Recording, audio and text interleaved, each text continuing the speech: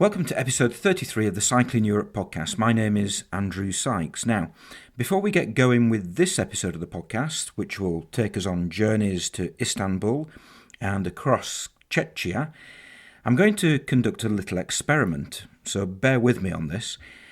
When I'm not out cycling, writing the books, maintaining the website cyclingeurope.org, making films for the Cycling Europe YouTube channel, tweeting and Instagramming at Cycling Europe, or of course making this podcast, I'm a qualified teacher.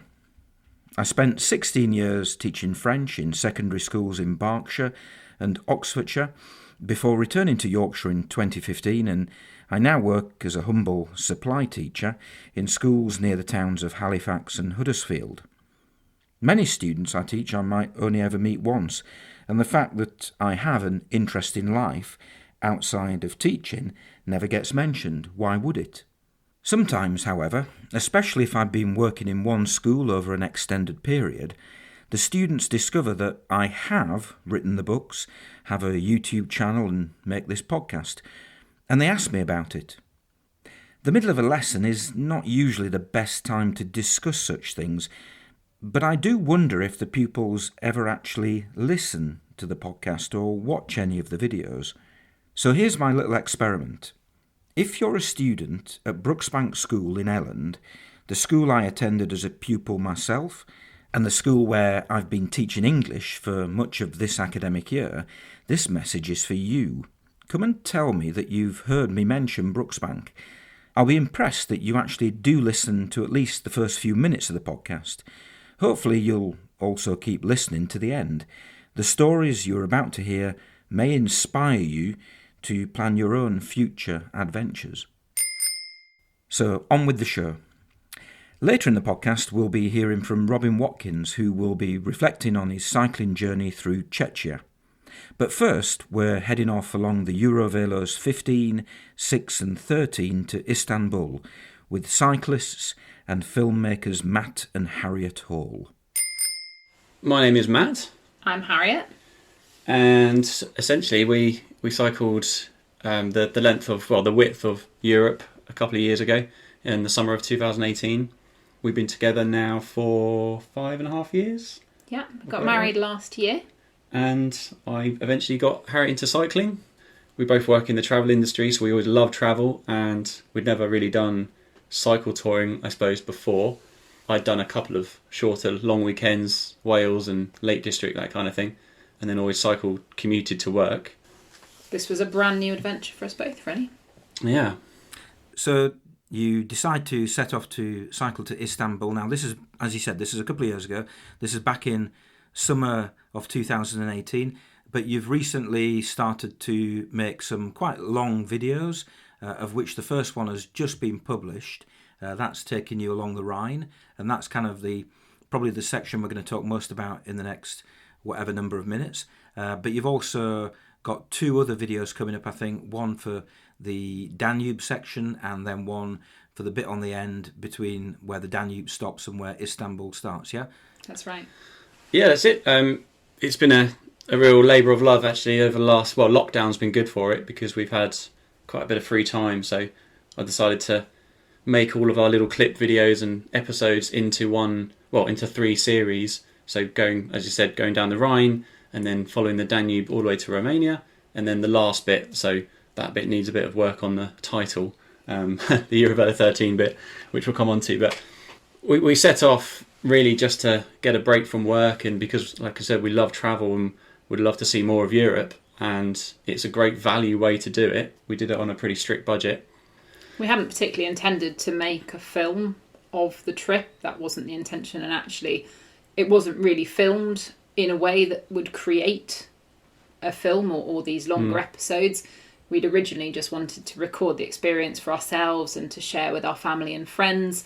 Matt had been editing those pretty simply on the go and uploading them to YouTube along the way, and we just really enjoyed looking back at them. And then once we came home after the 3 months away, found that actually quite a lot of people were interested in the videos. They were watching them, they were commenting on them, and that kept going over the couple of years since we did the tour. So that really suggested that there was quite a lot of interest out there for maybe slightly more of a guide to those sections of cycle touring within Europe. Okay, we'll come back to the video itself in a few minutes. But before we do that, you mentioned, Matt, that you were cycle commuting. Had you done any trips, either of you, on a bike, any long-distance bike trips before setting off to cycle to Istanbul?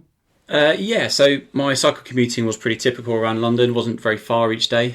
I had a few friends that really were quite into cycle touring and doing a bit of a longer trip. So with my brother, we went up to Lake District and we did 4 or 5 days around there.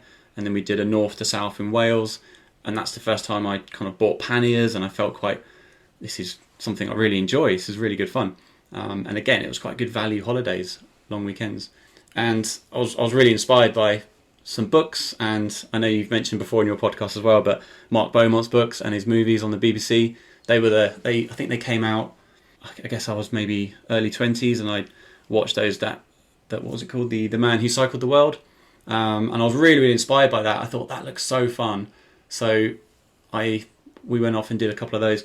And then I did a small European tour. So myself and my friend Tom, we cycled over to Holland, and then we did a small couple of days back down to France, and then back up from Dover, which was the hardest part. So that's just a 4-day small charity cycle. So I've done 3 or 4 smaller long weekenders, and I just always dreamt of doing a really long one. And I suppose just needed to find a way to take that much time off work, but keeping my job. And then when I met Harriet... I'd never done any cycle touring before. I'd never carried a tent on a bike. I'd never really cycled further than a couple of hours. So it was all new to me. But the idea of travelling around Europe, of seeing all these different countries that we'd never been to before and might not have the opportunity to see in that way, was really exciting to me. I actually started on our first trial sort of night away from London out into the countryside on my little old mountain bike that I was given for my, I think, 14th birthday. It was purple and quite small, with absolutely no facilities for carrying anything on, so completely useless in that respect. But just started out, gave it a go, and fell in love with it along the way. You clearly you didn't need persuading in terms of the travel, but did you need persuading in terms of getting on the bike and doing it on a bike? Was that a hard sell for Matt, Harriet? It surprisingly wasn't, I don't think. No. I was just up for the challenge, and it never once crossed my mind that we couldn't complete the trip, that we wouldn't get to Istanbul. I don't know why. I should have been more nervous about it, to be honest. But no, it didn't take a huge amount of persuasion. We almost went in quite ignorantly, in the way that we were just going to do this certain amount of mileage each day, and then we'll get to the campsite, we'll have fun, we'll have some food and carry on. We didn't really think of the big picture. I think the hardest part was persuading you to cycle through Shepherd's Bush and to get to work. Yeah, the roads of London are a lot worse than the roads of Europe. Yeah, so I think once you've conquered cycling in London, you can go anywhere, really. So, where did the idea of cycling to Istanbul come from? Was it simply that, it's kind of the furthest you can get away from Britain across Europe, or was there some other reason? Definitely that, to an extent. The thought of sort of crossing the whole continent was quite a nice aim, and getting to the edge of Asia, quite a nice way to finish the trip. It was also the first holiday that we'd taken together to go out to Istanbul for a weekend. I was organised to go and do a running race there. Matt then far exceeded me and decided to sign up for the marathon. So we took our first weekend away together, and both ran that race. I did 15 kilometres, Matt did the full way. And so it was always somewhere quite special to us to return to, and we thought, so a few years later, it'd be a great place to finish the trip. So actually, you've just kind of let the cat out of the bag there. I mean, bearing in mind that you're both runners, you must have been in pretty good condition when you set off to cycle to Istanbul. I guess we were relatively fit. We do sport and we go running quite a bit of yoga. But long distance cycling, you never really know until you actually get into it. I think we did maybe 40 or 50 mile days as practice. But then we maybe set off thinking we could probably do a bit more than that because we've got more time. So I think the first couple of days were 90, nearly 100 Ks each day. And by the time we got to the Netherlands, we were pretty shattered. You had a bit of a sore knee, those kind of things. But yeah, we were fit. But we knew that with cycle touring, from the books we read and research we did, you get fitter as you go, really. And if you want a break, you can just have a break. We made sure we had enough time to have a day off each week, We definitely relied on gaining fitness as we went along, which in hindsight was a bit of a mistake for the first few weeks of pain.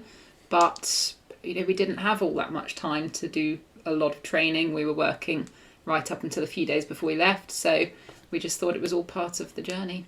I think that's another thing why I love doing the films and making it very apparent that we were complete novices, really. And whatever fitness you are, you can just start off. Even if you maybe do a 20 or 30 Ks a day to start off. Anyone can ride a bike and cycle, and you can do it at your own pace. So hopefully the films will show you, especially on the Rhine, because it is pretty much flat the whole way. We're hoping that it will inspire other people to do it, because we never knew that we'd love it so much, but we just came back so passionate about it, and it's such a nice, eco-friendly way, socially distanced way, especially in this world. But it's a great way to travel, and as you know, it's a bit cliche, but cycling at that speed, you really get to, I guess, see and smell everything properly. If you're walking, maybe you can't cover enough distance. If you're in a car or a motorbike, a bit too quick. But you really get to engage with the country, and we obviously saw it change so much from London to Istanbul. There's just so much change.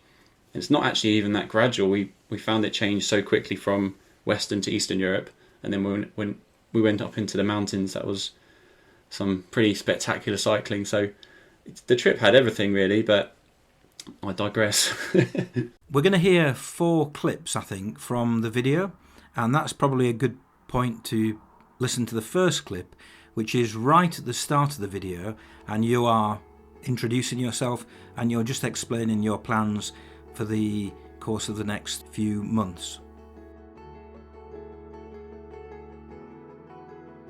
I'm Harriet. And I'm Matt. And in this 3-part series, we'll be cycle touring across Europe, from our home in London to Istanbul on the edge of Asia.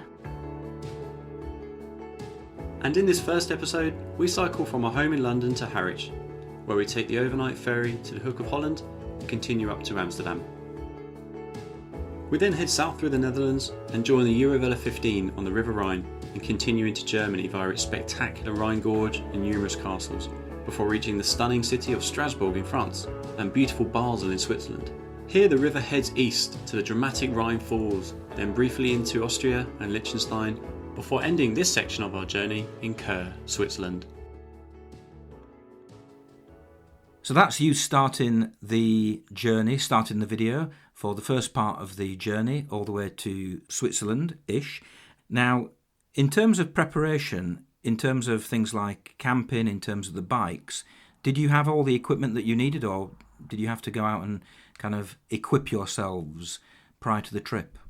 We did have to equip ourselves with pretty much everything we needed, including the bikes that we cycled on. So just pause there. The bikes, tell me about the bikes, because presumably they are the 2 bikes named Monte and Komodo. Where did those names come from? That's right. So my bike is Monty. It's a Dawes Caracum touring bike with lovely butterfly handlebars. Never seen them before, but that's what it came with. It was an ex-display bike from Evans Cycles, and I found them absolutely brilliant.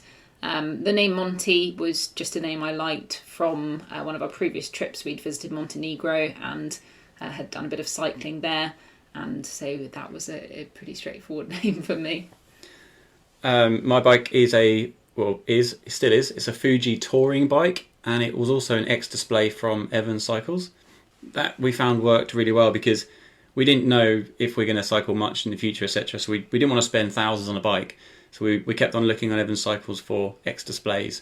And as soon as one came up in our size locally, we went and saw it and snapped it up. I was really, really like my bike because it's a lovely dark green colour.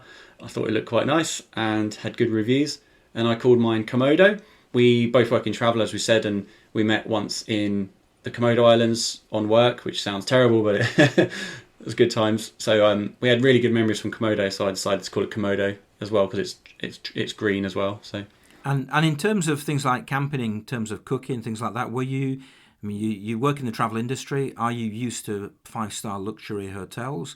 Was this kind of a real move to the other end of the travel spectrum, or had you experience of, dare I say, slumming it in a tent and cooking your own meals? Yeah, we've both done quite a bit of camping as children on family holidays, and definitely both had great memories.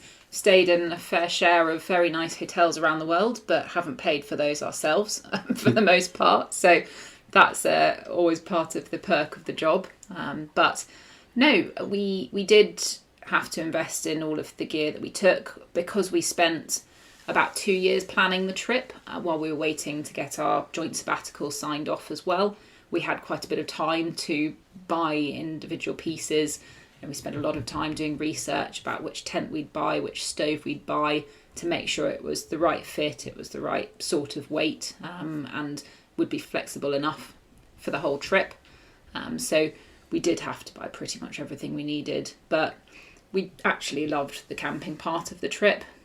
Matt, not so much in terms of the sleeping element of camping. He's a very light sleeper, and some of the busy campsites in Germany and the Netherlands over the summer holidays were pretty noisy, but we really loved the experience and the flexibility of being able to turn up somewhere and just have everything we needed ready to go. Well, yeah, because when I watched the video, I recognised that campsite you stayed in Cologne, and the biggest problem there is the noise of the traffic from the bridge.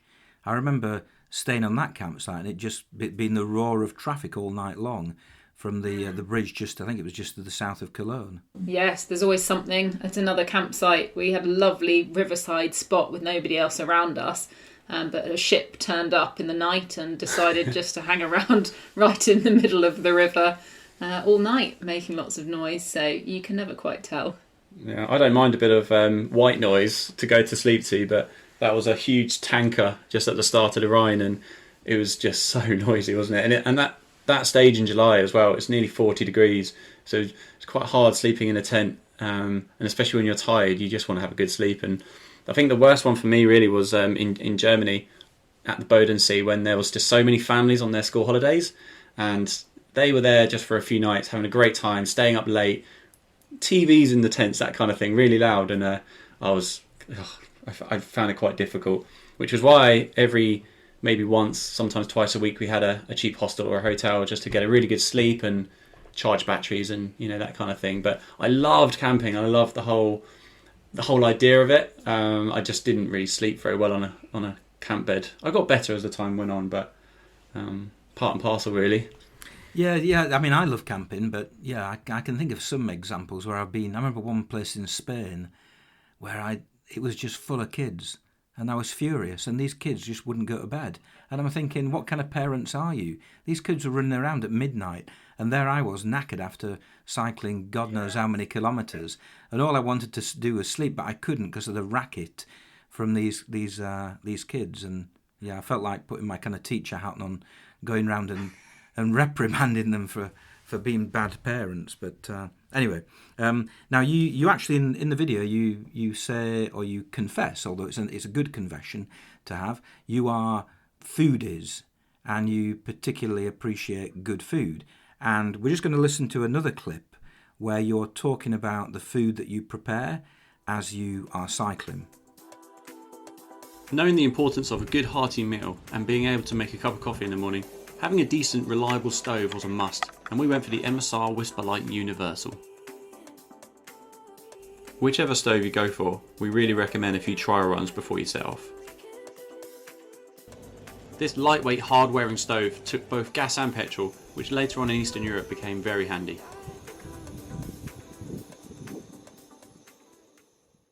Many campsites had benches and tables, and some had full-on canteens where you could go and cook and use a microwave and a fridge. But we highly recommend having at least a small ground tarpaulin, so you could basically lay out your table on the floor without getting grass and mud and bugs into your food. So what do we eat?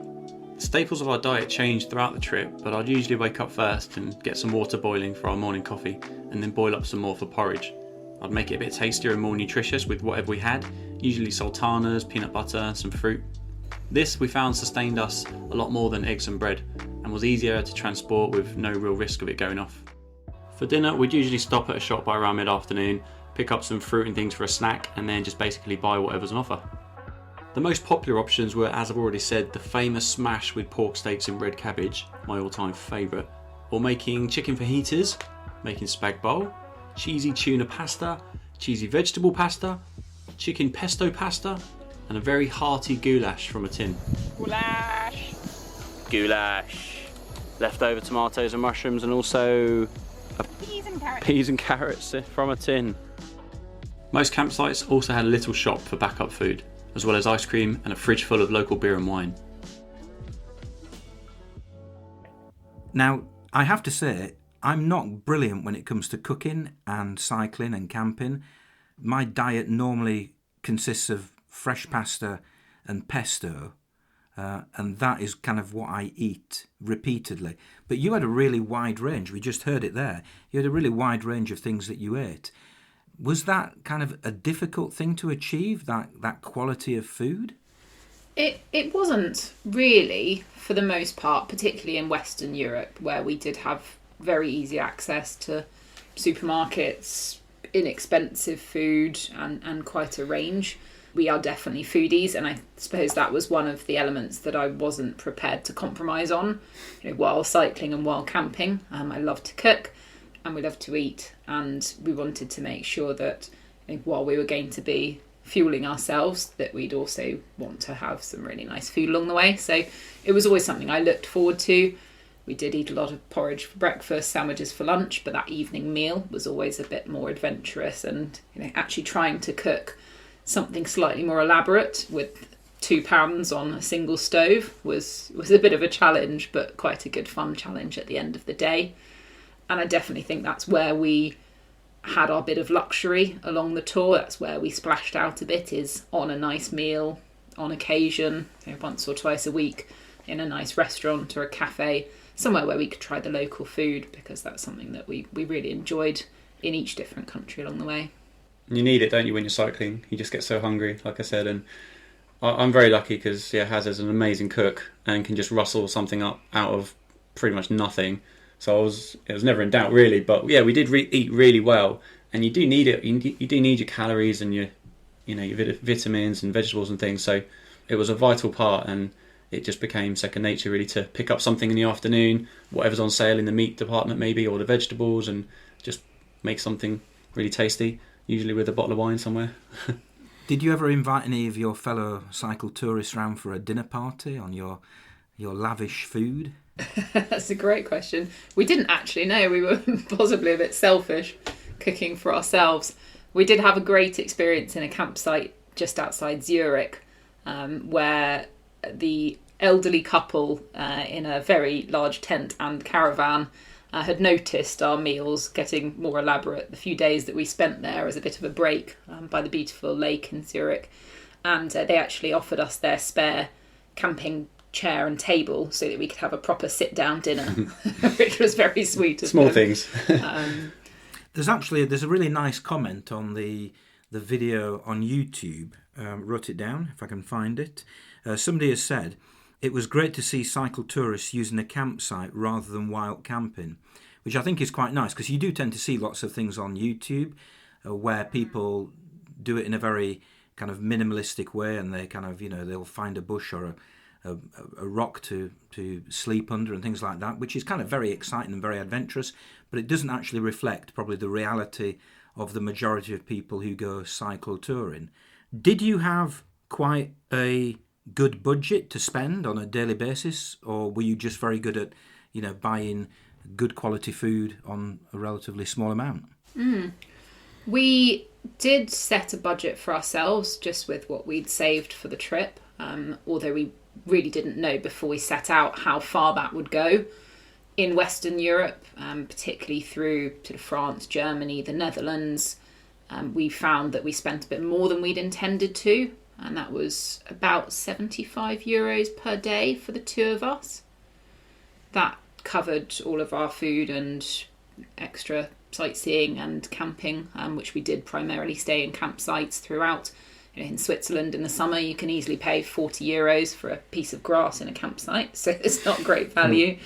But then, when we reached Eastern Europe, you can pay €12 for a hotel or a room for the night, and we spent significantly less than we were expecting to day to day. So we were just quite fortunate that over the trip we managed to work within our budget. We did have to sort of shift that as we went and found out what we'd be spending. Yeah, I think on some of the days where we spent a bit more, we would just have on our notepad plus 20 or something. So we knew the next day we'd have to have quite a cheap day. And it generally worked like that, and it worked really well. We ended up pretty much on budget, and we had a little bit left over for when we got to Istanbul. And, you know, budget-wise as well, we only had a few mechanical issues, but we made sure we had a bit of contingency just in case we needed something fixed. So this is an insane conversation to be having, isn't it? If you think about it in the context of travel. I mean, people go on holiday and they'll spend €35 on breakfast quite happily if they go on a holiday somewhere. I think as cycle tourists, we kind of almost feel guilty about spending money, and you're only a worthy cycle tourist if you can do everything for under 50 cents a day. We did feel slightly fraudulent that we only wild camped one night within the whole trip, and as you mentioned, we did rely on campsites mostly, both for the facilities, nice hot or cold shower at the end of the day is a real treat, and also the security and knowing we've got somewhere with power to charge our electrical items. But to us that wasn't sort of the most important part of being adventurous, and we didn't spend a great deal on the meals that we did cook, but that meant we could splash out on those few meals out along the way, which were really memorable.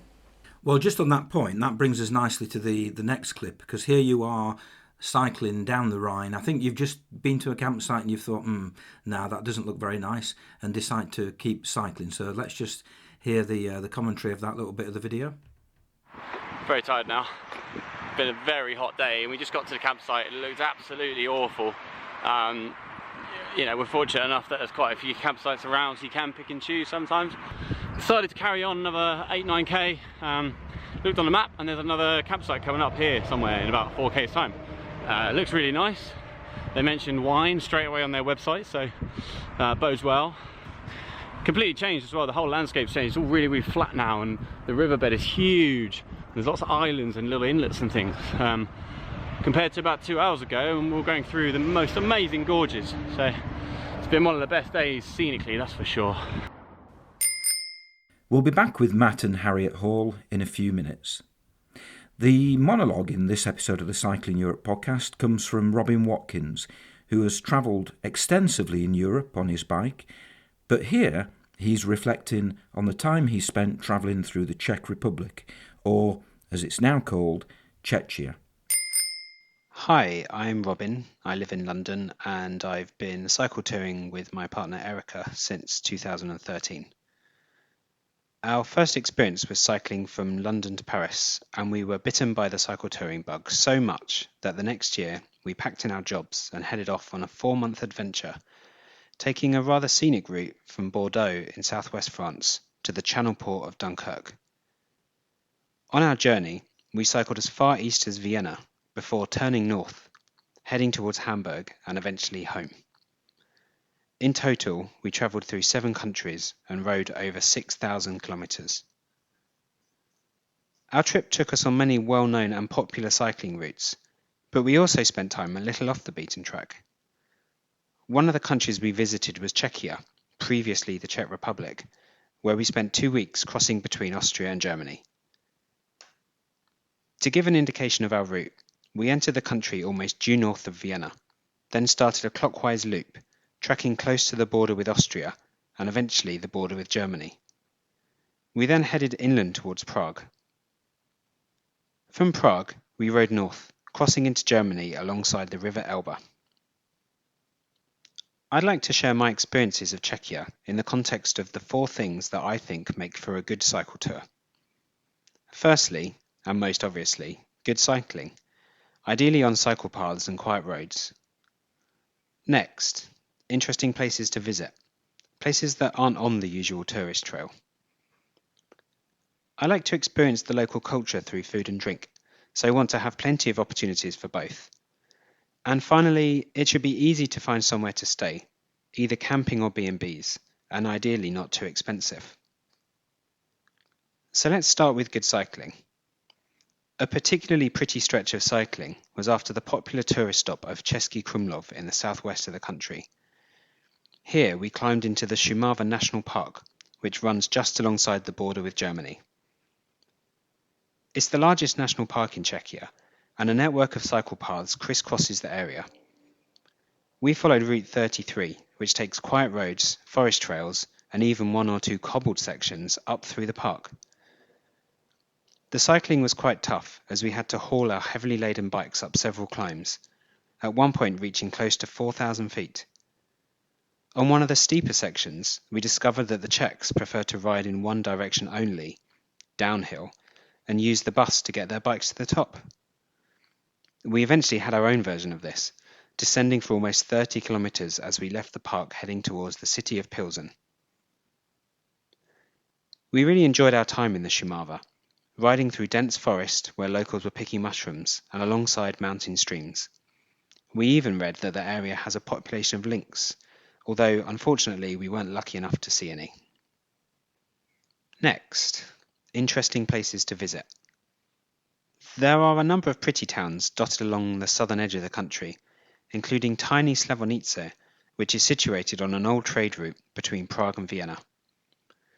We arrived here after a day of riding through unspoilt countryside close to the border with Austria. This area was fortified after World War II and once formed part of the Iron Curtain.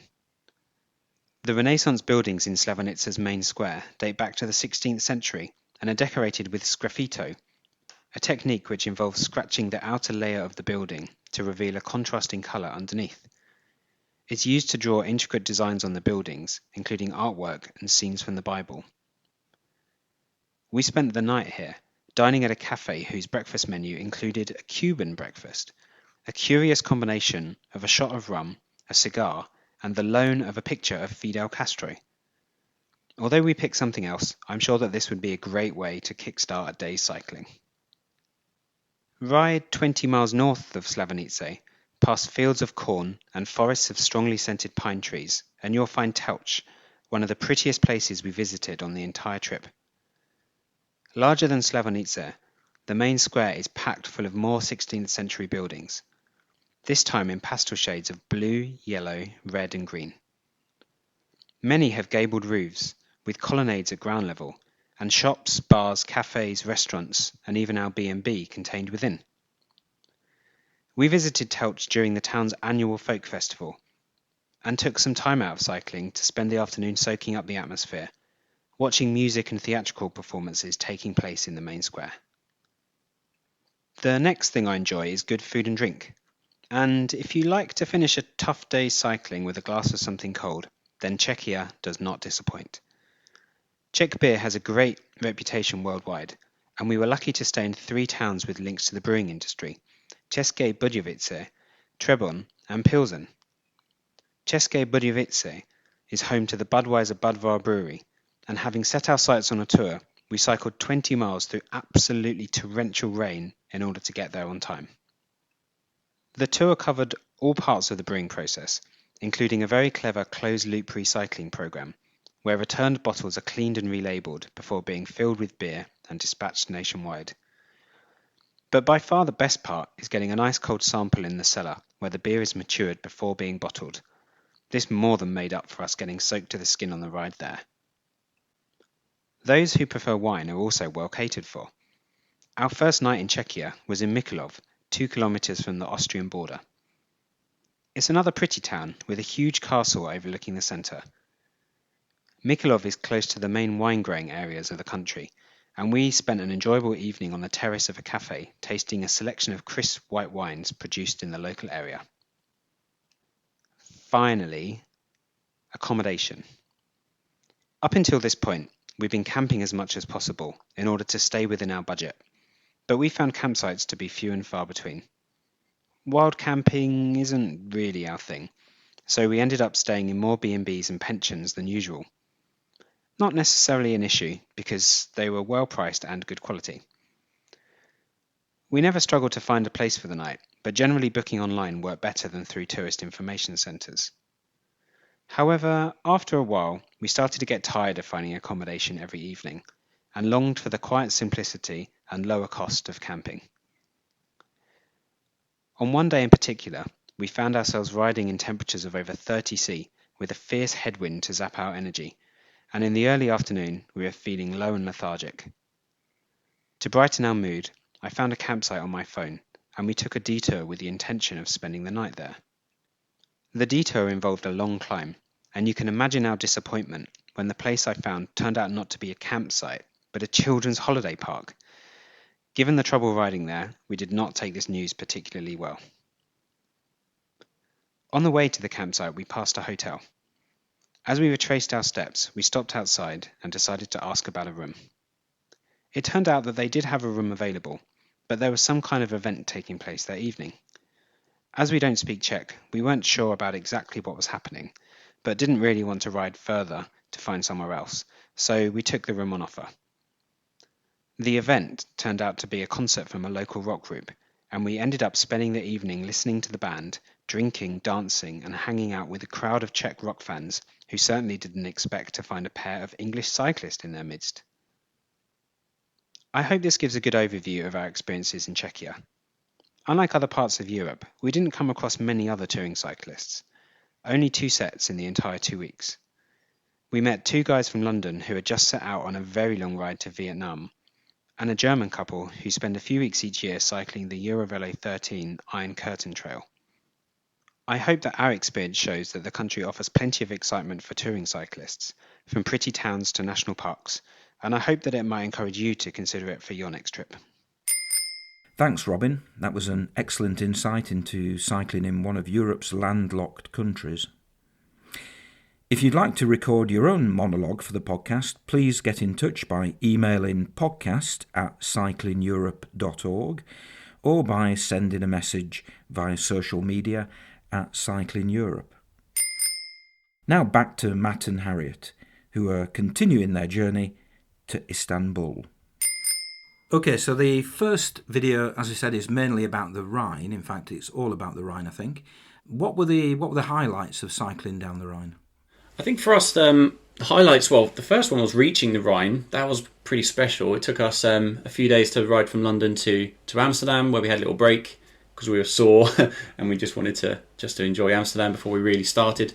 So then the next day when we got down to the Rhine proper, it felt like the real start of our adventure, and that was really exciting. But then I think definitely one of the highlights was the gorge area down in Germany, because we'd been cycling through a lot of flat sort of farmlands and canals and rivers and things, and then as soon as you reach the gorge, all of a sudden you've got hills and you've got castles and the vineyards and the ancient little villages, and it was just so much to see everywhere you looked. It was really, really interesting.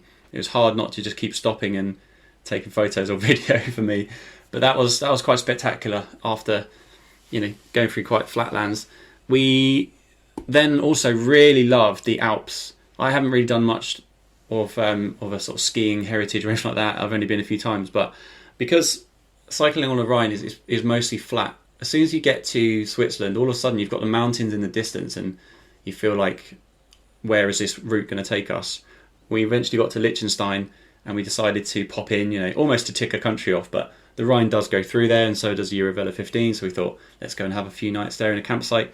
We ditched the bikes for a couple of days and did a nice walking trail for a whole day through the Liechtenstein mountains, and it just added something really different to the trip, and it was really, really, really beautiful. Yeah, I think they were probably the 2 highlights. We also loved going through the different cities as well, so Basel was really beautiful. We'd love to return to Basel one day. I was really impressed with that. And then we loved places like Cologne and Dusseldorf. Such a lovely atmosphere at sunset. You can have a beer on the river, and it was just nice to see a lot of people because sometimes it's quite quiet. Yeah, so that was it really. It's just got so much variety. And in terms of cycling down the Rhine, I've done bits of it. I've done from kind of Strasbourg down to Basel. Actually, I seem to remember I didn't see the Rhine until quite a distance from Strasbourg, because I was on the French side, and the route actually follows the canal. So I was following a canal, and then I remember at one point getting frustrated that I hadn't seen the Rhine. I was supposed to be cycling by the Rhine. I hadn't actually seen the damn thing. And so I made an effort to go and find it one day. But if you are following, you were on the German side, weren't you? We did cover Strasbourg on the French side as well, but we had done quite a lot of the Rhine along the German side until then. And what's the route like on that side? Is it as good as I imagine? Is it just one continuous route that takes you, really, without looking at the signs, all the way from Amsterdam down to Basel? It pretty much is. So you get all the way to... Is it pretty much all the way to Strasbourg? Is mostly through the German part, and then you hop into France, and then you do the last stretch into Strasbourg. And then after Strasbourg, like you said, you've got the canals that take you pretty much all the way to Basel, which are quite monotonous, but it's still really enjoyable. The section between the Netherlands all the way to Strasbourg was absolutely beautiful. And then it's also very industrial, so there are a lot of big plants along the river, which rely on either the water or the transport on the river. So although you do get those lovely riverside paths and just manage to cruise along without a great deal of direction, there are also some pretty big towns and cities and quite a lot of very industrial areas. So it's not all pure peace and quiet, but it's a really interesting change from those higher reaches of the wide Rhine. We did it backwards, so from mouth to source rather than source to mouth, but then it changes so much when you get down to that southern part of Germany after Strasbourg and Basel. Yeah, I was quite happy actually in the video when you said you got lost near Cologne, because I got lost near Cologne, and there's that massive Bayer industrial plant just to the north of Cologne, which I was heading north. I could have burnt the place down, quite frankly. I was so frustrated at having lost my route for the 10th time. There were few and far between those problems. It looked fairly, if I was doing the whole thing, it did look fairly plain sailing. It was very well signposted as well, that it is the most developed EuroVelo route, and we found that it was incredibly easy to follow, mostly apart from those few days where we did find ourselves a bit lost around a town or an industrial estate area. I think when you're in the cities, though, you kind of, if you're not in a rush, it's okay, because you can cycle slowly through them and have a stop for some food or a drink, and then you just got to find the river again. And the cities in Germany are right on the river, so it's very easy to find the EuroVelo 15 again. And then, like we said, as soon as you get down past Cologne and Bonn, it's then just perfect cycle touring right on the river, nice smooth tarmac. And then you get down to Strasbourg, which was an amazing city as well. We really enjoyed Strasbourg. We had 3 nights there, I think, or 2 nights.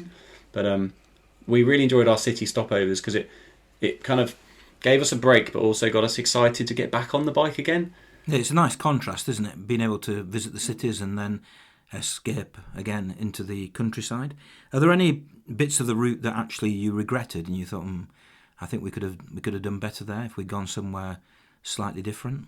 I think because we follow the EuroVelos, the answer would be no, because the EuroVelos are built so well, and it says on their website as well, they try to build the EuroVelos where they think it's going to be interesting, but also cycle friendly and flat, lots of logistics there, so accommodation and places to eat. So we were just really happy with the route, and that's because the EuroVelos were so good and they take us the right way. Yeah, we got lost in a few cities sometimes, but never mattered too much. No. I think the only place where we would have done it differently in hindsight would be cycling through Turkey. The Iron Curtain Trail finishes in a town called Kirklareli, which doesn't have great transport links. We'd read a few blogs which had some pretty terrible stories about the D202, I believe it is, which takes you into Istanbul along a major highway, which is a bit scary. So we had tried to sort of design a route that was going to avoid some of that and take us to the Black Sea as well. And we actually found that really difficult, not very nice cycling for the last few days of the tour, which was really a big shame, and also quite a disappointing experience getting to the Black Sea, which we thought would be our sort of grand finale, and was a bit of a letdown in the end. Okay, well, again, we'll come to that in a second, because this is the end of the video that you've made.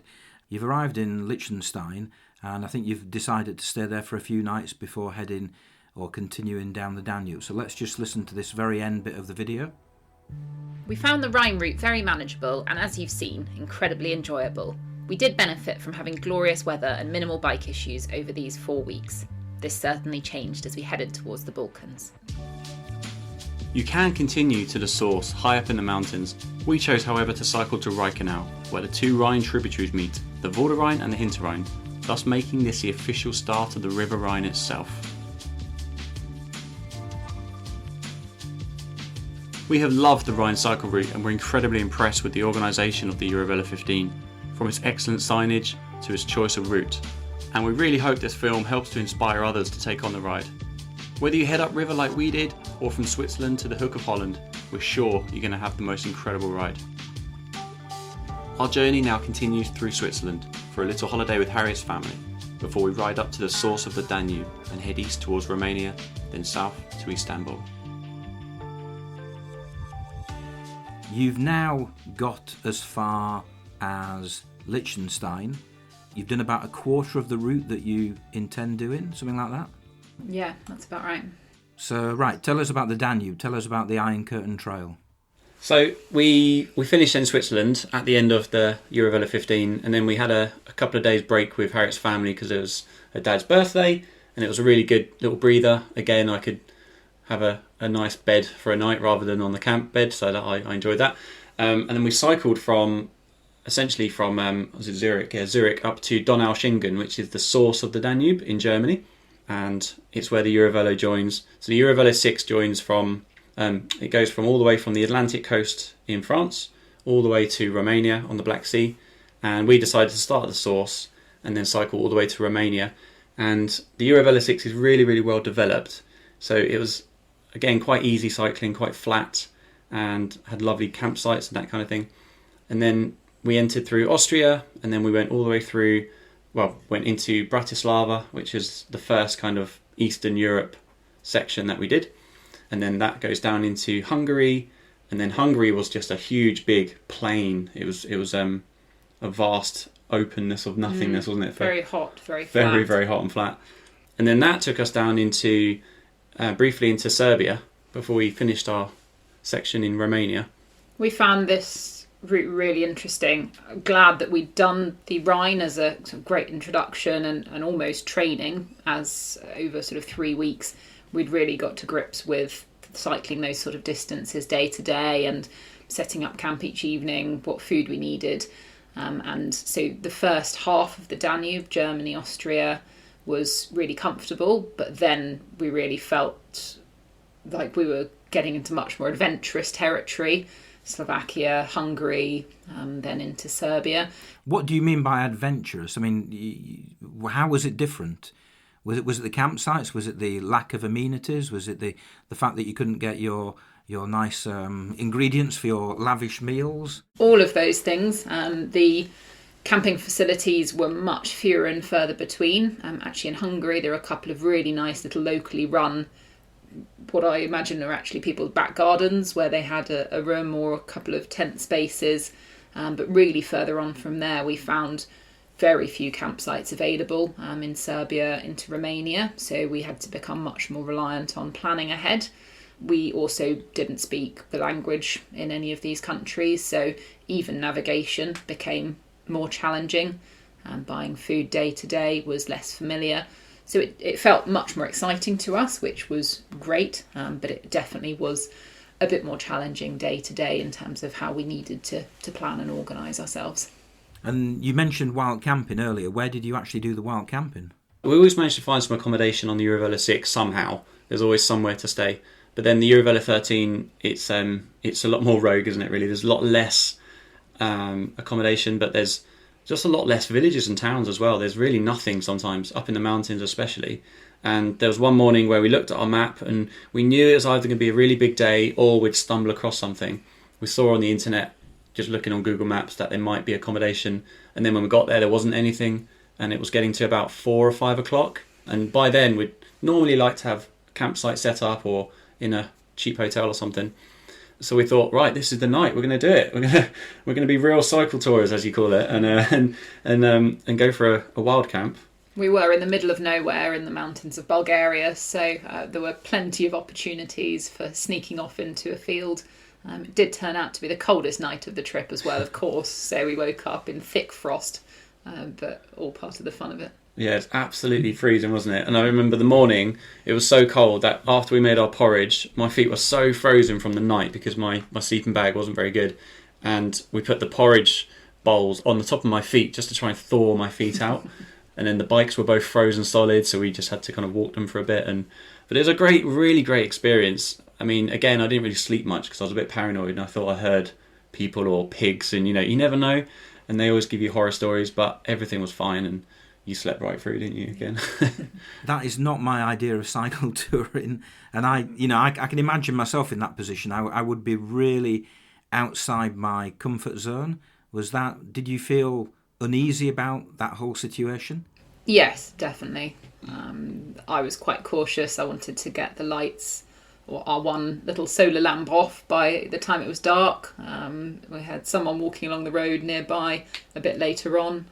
There really wasn't anything to be scared of, but it definitely was outside our comfort zone, which is why, especially in more developed countries, we chose just to enjoy the facilities of campsites, and we'd saved up for the trip, so we knew we had enough that we could stay in campsites or in accommodation every night, especially when in Eastern Europe we were already sort of 6 or 7 weeks into the trip. We'd done a lot of camping, a little bit tired of camping potentially, so we just took advantage of the very inexpensive accommodation that we could do. Do you think it's something that if you do it over and over and over again, you eventually just get used to it, and you those noises in the night, the fact that you've kind of playing in the back of your mind you might be doing something potentially illegal, or do you think those fears go away if you continue doing it for a long time? I definitely think that's true. I think the more you do it, the easier you're going to spot a location, or the more relaxed you're going to feel. We know a lot of cycle tourists do it, especially as you head out of Europe. It's pretty much the norm. I think I might have personally, both of us, I suppose, would have felt more comfortable in Western Europe. Although there's very few places you can wild camp legally, at least they're probably going to speak English, or you can probably converse with them a little bit. Whereas in Bulgaria, right up in the mountains, and these were very poor sort of mountain communities, it's incredibly friendly and welcoming when you meet them, and they're giving you food and things like that. But in the middle of the night, if somebody comes and you can't really explain what's going on, and it was never going to happen, but we just felt a bit paranoid. But overall, it was a really enjoyable experience, and we knew that if we had to do it again later on, then we could. So, but we, like Harriet said, we saved up enough to make sure we had enough for a campsite or a cheap hotel, and we just really enjoyed that part of it as well. Yeah, the reality is probably, I would imagine, that actually you're probably statistically at greater risk if you're on some nice campsite in the Dordogne than you are in the middle of nowhere in Eastern Europe on on the side of a hill that you've found. Because in a campsite in Western Europe, it's a kind of honeypot to anybody who wants to come and nick your bike, or nick all your equipment or whatever you've got with you. Whereas in the middle of nowhere, in perhaps a more remote area, then people are just, if you're a thief, you're not going to go and find these cycle tourists in the middle of the mountains, are you? It's just not going to happen. But we were very fortunate. We were very sensible too, but we didn't have anything stolen along the way to start with, at least for the first few weeks. Again, I was quite cautious about making sure our bikes were in view, making sure our panniers were locked up, and the tent was all safe, and that we weren't leaving it for a long period of time. And we definitely got more relaxed as the trip went on, as we had good experiences all the way. I think that helps being a couple and cycling. As you know as well, if you cycle solo, you have to keep everything on your body, or at least your most valuable bits and bobs. So because there was two of us, if we're going to pop into a shop or something on the way, one of us could stand outside in the car park and just wait with everything. It's a lot easier, and also you can share the load, share the experiences, the highs and lows. But I think travelling as a couple just meant that we didn't get anything stolen. We did lose things, but that's mostly my fault by not packing correctly. We did lose one quite important piece, which was our EuroVelo 13 map, which was incredibly difficult to find anyway. We actually had to find it online and then send it to a hotel in Bratislava, and it was pretty vital because there was no signage. So we lost that map somewhere in Bulgaria somewhere. Yes. But then thankfully after that, when you're there, there's not really any cycle lanes anyway. You're just following these huge roads, or B roads we'd kind of call them in England. So we just looked on Google Maps and said, okay, we've got to follow that road to this town and carry on from there. But yeah, the maps were very useful later on, but you didn't really even need them in Western Europe. I've got to ask you about the film and the equipment that you used to film it. Now, you said earlier that you didn't really intend making a film initially, but you did take with you the equipment to make films, including a drone. And having just bought a drone myself a few weeks ago, and I'm kind of still at the primary level of learning how to use the thing, they're a lot of fun, and you get some amazing shots. How did you find using that? Did you have any issues? Did you ever crash it? Did you have any issues with people saying, "Oh, what are you doing, filming my whatever"? I was like you actually, so I just bought it. I hadn't had much experience, and trying to edit some of the footage where I'm just flying it willy-nilly is very difficult. So I had to kind of cut the bits which are the most steady, and thankfully there was enough to use to make bits of the film. So the equipment we took was very, very basic, because I wasn't going to go out there to essentially do a blockbuster movie or anything. We just wanted to film a few things and send it back to mum and dad and friends and family. But the idea was to have as simple equipment as possible. So we had a small Canon point and shoot camera that took 1080p video, so really easy, really small files as well, because I didn't want to be lugging around the laptop and hard drives and things. And then we had a very small tripod, which I would literally just hold in front of me and cycle along with it, which was a bit weird in the first couple of days, but then we just kind of got used to it, a bit like a friend or something. It's quite nice to just talk to it sometimes on the long stretches. It's quite sad. And it didn't have a GoPro or anything, so when it really rained, I put it away. So there's a couple of days which are missing, but thankfully we only had a couple of days of rain for the whole summer.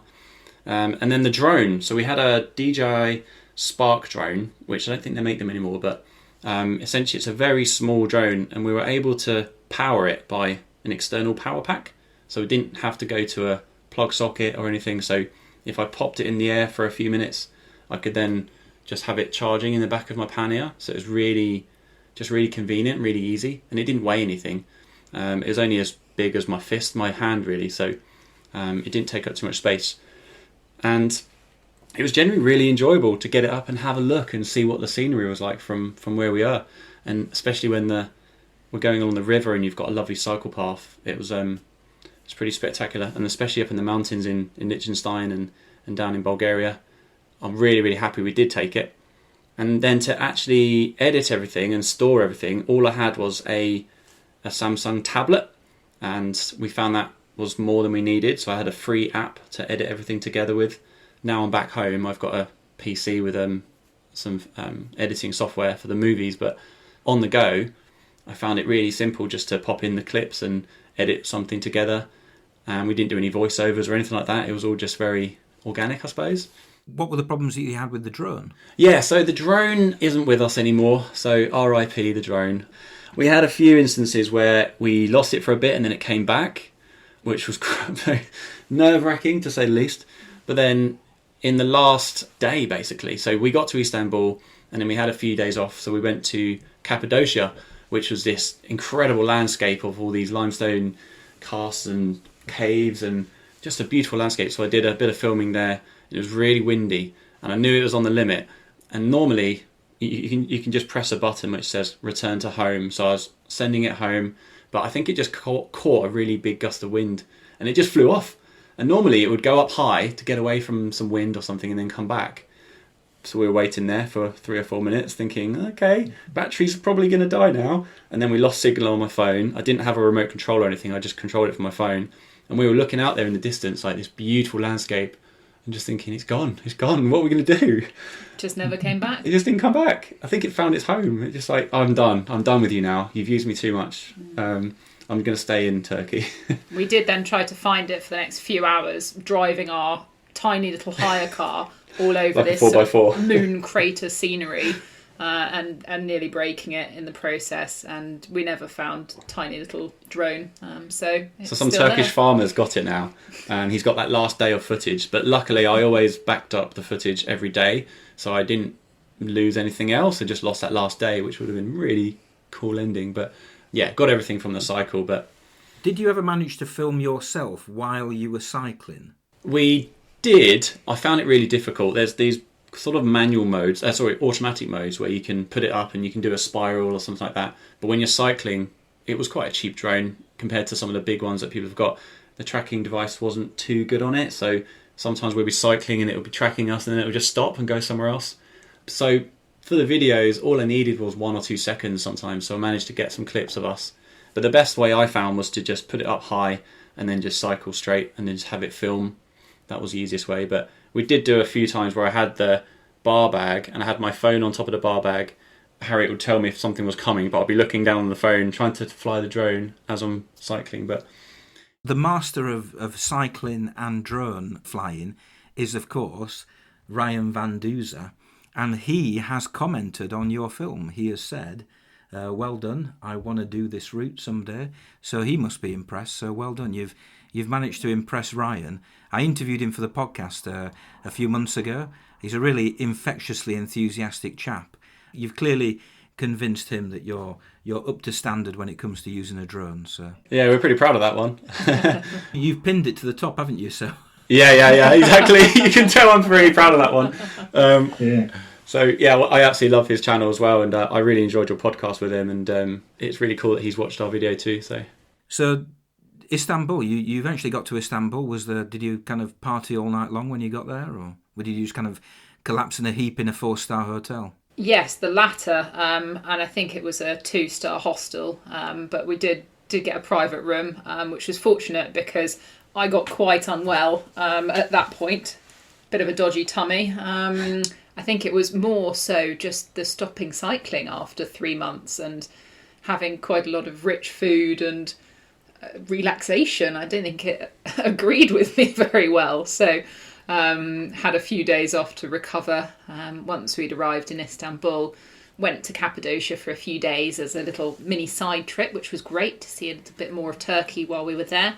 And then we were lucky enough to come back to Istanbul for another 6 days and have some of our best friends and family join us, which was an amazing way to finish the trip. So that was absolutely fantastic. We spent a few days just exploring the city with them. We were pretty good guides by then, having covered a lot of ground ourselves, had some great meals out, and a great time catching up after 3 months on the road. And they very helpfully brought some of our luggage back with us on the flight back from Istanbul to London, because we did have quite a lot of kit to fly home by then.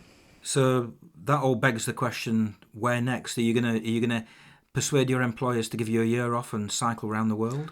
Well, we definitely got the bug, that's for sure, and I'm really enjoying making the movies. So we definitely want to do some more cycling. It was really emotional finishing the last one, wasn't it? We were ready to stop because we were tired and we reached our end game, our end area. So we were like, we could have definitely carried on, but we're happy to go back to normal life now, and it's been an amazing adventure, but we definitely want more. We are hoping to do more of Europe because the EuroVelos are so great and we really enjoyed them. We want to explore some more of those, and there's more popping up all the time. We're going to take a bit of time off at the moment, aren't we, Haz? Yeah, we're expecting our first baby in a couple of months' time. So for the first, next year, I suppose, we'll be off cycle touring a little bit, but it's something we'd love to do in the future with children. We were so inspired by seeing families in all sorts of ways cycling along with trailers, kids' bikes, kids' panniers. So it's definitely something we'll do in the future. We'd both love to do the Atlantic coast route, EuroVelo 1, and also the new Meuse River route, I believe the EuroVelo 19, which they've just brought out, which looks brilliant. Obviously relatively close to the UK, covering sort of northern France and Belgium and the Netherlands. So that'd be a lovely trip to do. Quite easy, familiar to us, not too dissimilar from the Rhine route. But further afield, we'd also love to do Bangkok to Singapore one day. And maybe there's a world trip in us at some point. Who knows? I think it's just such a great thing to do with kids, because we found it really, we really grew as a relationship, I feel, because you get to learn everything about each other, and you get through, like I said, some of the low moments, and you just share so many great experiences every day. And then I feel if we did it with a family, the kids are going to, they're going to be more worldly, I suppose, and they're going to keep fit, and it's just got so many positives to it. So I feel it could be hopefully a YouTube series one day for us. I'm TBC on that, but I feel after, like Harriet said, we've seen so many families do it out there, even if it's just short sections. It's something we definitely want to do. So watch this space, I suppose. Well, yeah, you need to compare notes with Tim and Laura Moss, of course, because they've now got 2 kids, and they've taken their kids around and about. I'm sure they have great fun. You take a dog as well, can't you? I've seen people with dogs and donkeys and everything cycle touring. So, yeah. Okay, well, wherever you end up going, good luck, and good luck with the films on YouTube. Where can people find them? What's the easiest way of finding them? The easiest way is to go onto YouTube, first of all, and then if you just search for Matt Hall Cycle, that seems to take you to the right channel. And then we did the whole playlist, which is all the smaller day-by-day, I guess, vlogs from London to Istanbul. And then the 3 movies are going to be all on there as well. So the first one, the Rhine, is done. The Danube is nearly there, so it should be there in the next couple of weeks, I think. I'm really excited about this one because it's just a bit more, I guess, a bit more adventurous, where the Rhine is more of a how-to cycle tour and how to do the Rhine. And then the last one should be out as well hopefully by the time our baby's born, because then I might be a bit busier. So yeah, I'd love it if people support the channel, and we hope to do some, as I said, potentially a bit of a family YouTube channel in the future. Yeah, and on Instagram we're at Monte and Komodo, so it's Monte and Komodo. And there's a link on there to Harriet's blog as well, which basically details the exact mileage every day and where we stayed every day, what we had, all of our kit. So that's hopefully quite a useful blog for people to have a look at if they're looking to go cycle touring. That was actually a question I didn't ask you. I was going to ask you about whether you kept diaries, and I was going to ask you if you kept separate diaries and whether you've compared your diaries 2 years later. Any of those? I did keep a diary daily. Matt was a bit busy with his editing and sorting out all of the videos at the end of each day, but I did record what we'd done, where we'd been, what we'd seen, highlights and lowlights, but also the distances and durations of cycling from my little cycle computer, where we'd stayed, and all of that I then used to compile my blog posts sort of once a week or so. It would make a fascinating book if somebody somewhere, perhaps a married couple where one of them loved cycle touring and one of them hated it, and they both wrote a diary, and you could read both sides of the story as they cycled wherever. I think it'd make quite a funny film as well if you saw both sides of that too. Dragging the other one along. Luckily that wasn't our experience. Yeah. If you sell the idea to Netflix, you heard it here first. I want my bit of commission. I generally feel that if you find someone that doesn't even like cycling, we could probably turn them into cycle tourists, because it's such a fun thing and anyone can do it. Yeah, it's funny you say we made a book as well. So we didn't, like you, we haven't written a book or anything, but we turned our blog into a book for a Christmas present, and it's so nice just to read through all the different memories and just pick up a page and have a read through. You probably find that as well. It's not like a holiday. A holiday you can maybe just have 1 or 2 major things, but something amazing happened every day. And you two could probably do a cookbook. you should do a cookbook, Haz. I think it's being considered. Okay, well, thank you, and good luck with the baby, and good luck with future travels. Thanks so much. Thank you, Andrew. Great talking to you. Yeah, lovely to meet you. And finally, I mentioned Brooksbank School at the start of the podcast. I wonder if any of you kept listening to the end. If you did, come and find me at school and tell me. If you're the first person to do so, I'll give you a signed copy of my most recent book. I suspect it might go unclaimed, but I live in hope and I'd love to be proved wrong. See you at school.